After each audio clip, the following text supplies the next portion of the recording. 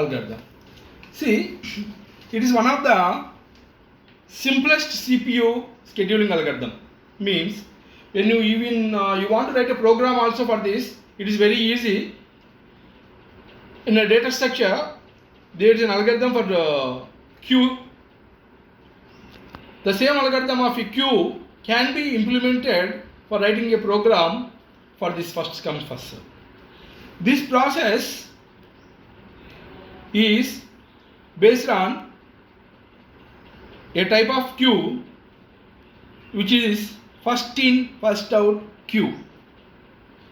So in this scheduling algorithm, whatever the number of processes that are ready in the queue, process queue, the first one which is ready will be allocated first to the CPU. But one of the major disadvantage of this one is the average waiting time of this scheduling algorithm is quite long, very high.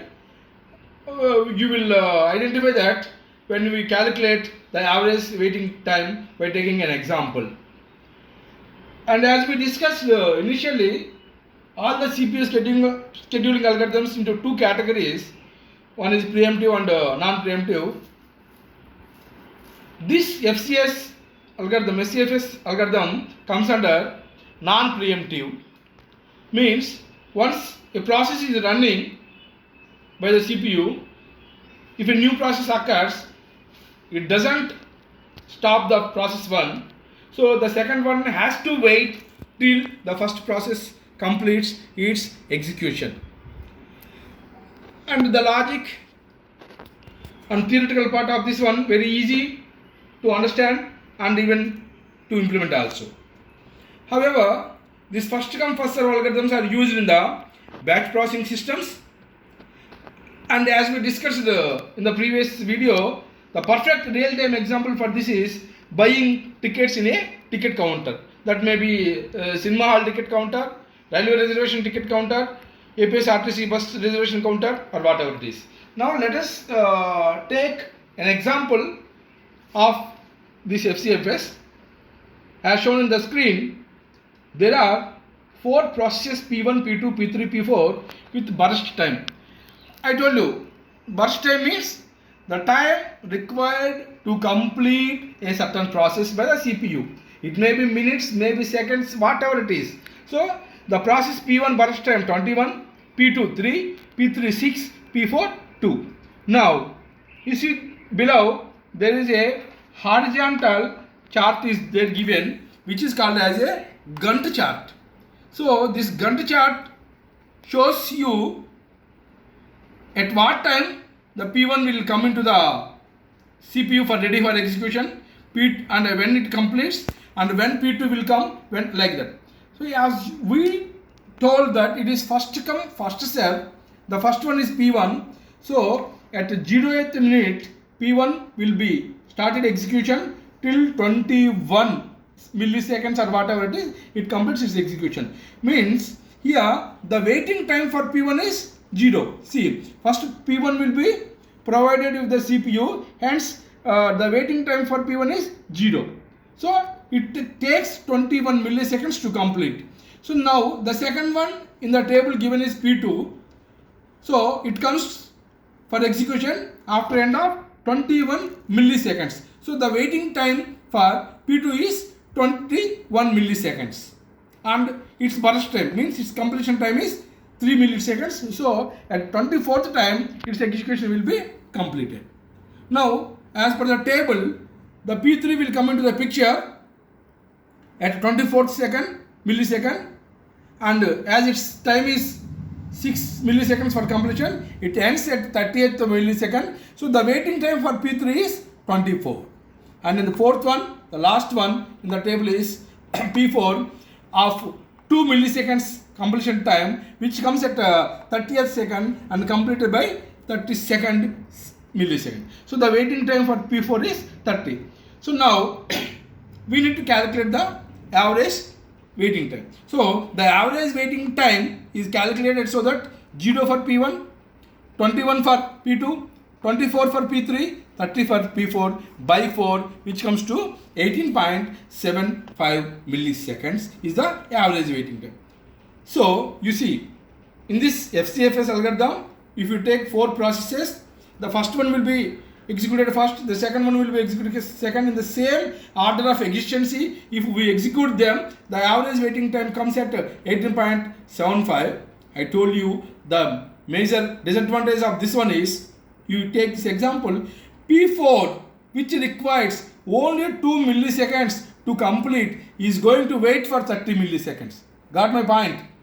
The execution time required for P4 is only 2 milliseconds. But how much time it is waiting?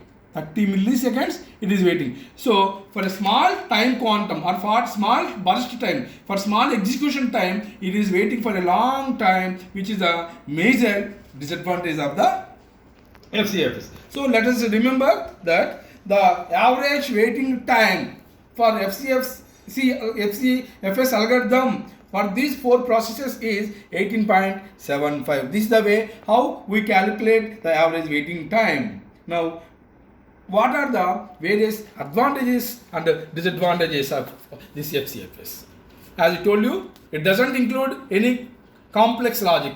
It is very easy to understand. It is very simple to develop, and it is very easy to implement also. And every process will get a chance to run. Definitely, what are the processes that comes under the queue, ready queue, will be executed. So starvation does not affect. Starvation means a process that will be terminated without execution. That problem is not there in the FCFS. And the disadvantage of FCFS is there is no option for preemption. Preemption means when one process is executing, if any second process comes with any urgent high priority, it is not allowed to execute till the first process is completed. That is one of the disadvantages. So it is a non-preemptive algorithm. So priority is also not matter here. Does not matter here. No priority, high priority, nothing else. Whatever is there in the first will be executed first, irrespective of the priority levels. And the average waiting time is so longer. And the resource utilization is not possible. Means once process is executing, the resources cannot be used by another process. So this is called as convoy effect. So what is convoy effect? Convoy effect is a situation where many processes who need to use a resource for short time are blocked by one process holding that resource for a long time. As we discussed in the previous one, the process 1, which needs 24 milliseconds, is holding a resource where if the same resource is required by process 4 of only 2 milliseconds, it has to wait for a long time. So there is no shading of the resources. So that is called as convoy effect.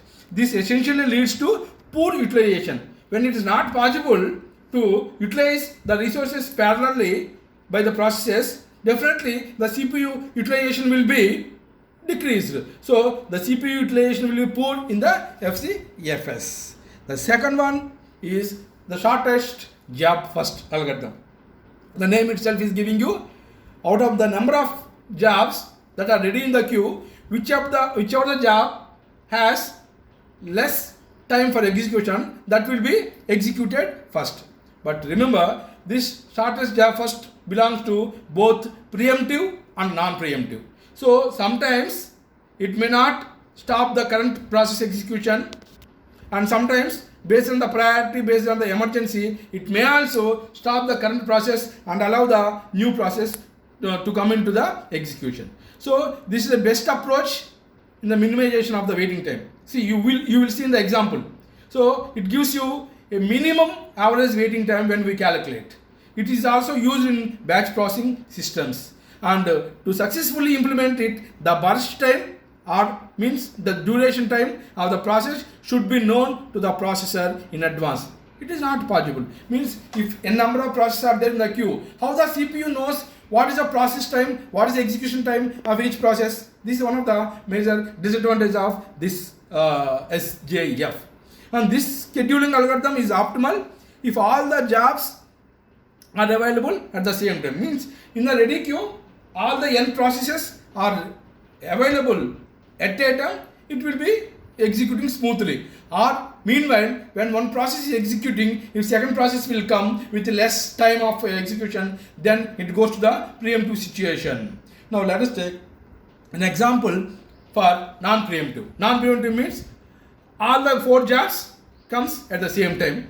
Then we can consider that as a non-preemptive. In the 0th time only, all P1, P2, P3, P4 comes into the picture.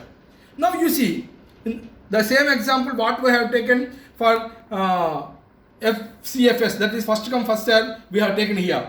P1 is 21 burst time, P2 3 minutes milliseconds, P3 6 milliseconds, P4 2 milliseconds. You can see in the Gantt chart here, which one is less one? Less burst time is 2. So first P4 will be executed. So it comes at 0th millisecond and completes its time by 2 milliseconds. So next shortest one is P2 with 3 milliseconds. So it comes after the execution of the P4. Means at a second millisecond, it comes into the execution completed by 5 milliseconds. Means its execution time is only 3. 2 plus 3 is 5.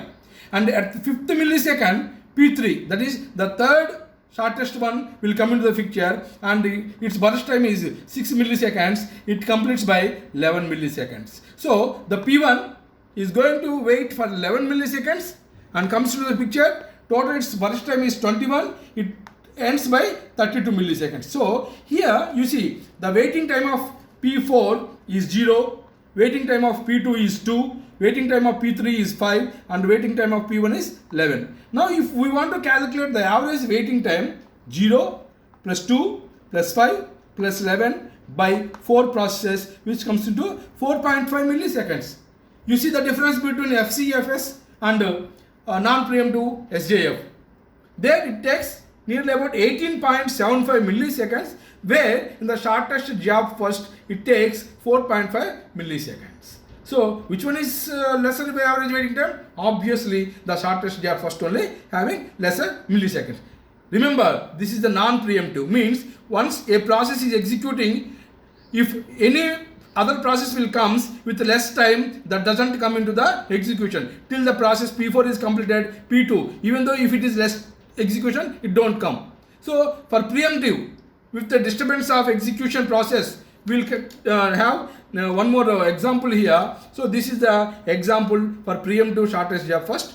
You take again same 4 processes, the same burst time, but there is one more column here included called as arrival time. Means P1 arrives at the 0th time, P2 after 1 minute or 1 millisecond, P3 after 2 milliseconds, P4 after 3 milliseconds, they will come.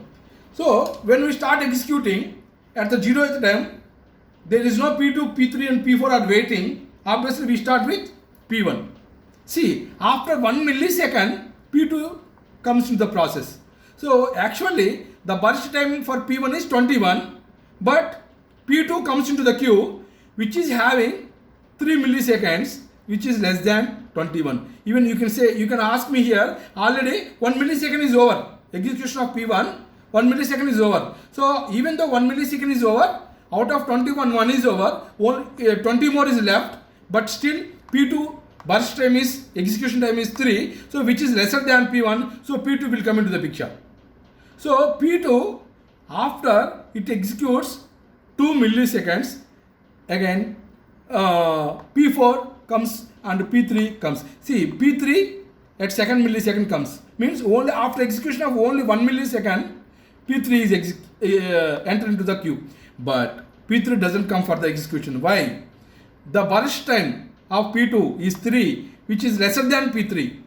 So that's why even though P3 will enter into the ready queue, immediately after 1 second of completion of P2, it does not comes into the consideration because its burst time is greater than P2's burst time. So even for second millisecond also, P2 will be executed. After 2 milliseconds, still here 1 is here 1 millisecond is over, and third millisecond P4 is comes, then P4 will be executed for 2 seconds, 2 milliseconds. Then this is with 1 millisecond, this is with 6 milliseconds, this is with 20 milliseconds are still waiting. It is completed. Now among these three, 1 millisecond is less one, so P2 will be executed for 1 millisecond, and this is completed. Now P3 and P1 are there, out of which P3 is having 6 milliseconds and P1 is having 20 milliseconds. P3 will be executed for 6 milliseconds and completes its job by 12 milliseconds. Now only the one which is left out, P1 with 20 milliseconds, starts at 12th millisecond and completed by 32 milliseconds. So if you see the Gantt chart here, the average waiting time for P1 is sorry, for P2 first you take, for P2 it comes at fifth one, second time, but by the time it already completes 2 milliseconds, means, so here the gap between the latest arrival of P2 is 5 minus 3, and P3 arrives at 6 milliseconds, and 6 minus 2 means after P4, and then P1 12 minus 1, so it is by 4. So because P1 we are not bothered because it entered into the 0th millisecond, so we can divide this by 4, so 4.25. So 0 plus 2 plus 4 plus 11 by 4, you get 4.25 milliseconds. Here you assume the average milliseconds or average waiting time for preemptive is again lesser than non-preemptive, but the disadvantage here is every time we need to switch from one process to another process. That is the disadvantage. So even though P2 is executed than P3 or whatever it is, even though its waiting time is lesser, there is a major disadvantage of this one. So you see the explanation what I have given for this preemptive algorithm. You see the Gantt chart above. The P1 arrives first, hence its execution starts immediately, but just after 1 millisecond, process P2 arrives with a burst time of 3 milliseconds, which is less than the burst time of P1, hence the process P1 only 1 millisecond is over and 20 milliseconds is left, so it is preempted and process P2 is executed. As P2 is getting executed after 1 millisecond, P3 arrives, but it has a burst time greater than that of P2, hence execution of P2 is continuous. But after another millisecond, P4 arrives with a burst time of 2 milliseconds. As a result, P2 2 milliseconds done, 1 millisecond is left. So it is preempted and P4 is executed. After the completion of P4, process P2 is picked up and finishes, then P2 will get executed and at last P1. So the preemptive SJF is also known as shortest remaining time first. Why it is? When one new process comes, it will be compared with the remaining execution time of the existing processes. That's why this is also called as shortest remaining time first algorithm. The preemptive SJF is also known as shortest remaining time first. Then the advantages of SJF are, according to the definition, the shortest processes are executed and need not wait for the longer process. One of the major advantage. And the throughput, which we have calculated the average waiting time, so far the throughput also increased because more processes can be executed in less amount of time. These are the two major advantages. But the disadvantages of SJF are the time taken for the process must be known to the CPU. It is not possible. So how do a CPU knows which jobs process is this milliseconds? It is one of the difficult process. And the longer process will have more waiting time because when it comes into the execution, if there is any process with less time of execution, that will be executed first. So a long waiting time process definitely suffers with starvation. Its waiting time keep on increasing till all the processes with less execution time completed. So these are the two advantages and disadvantages of the SJF.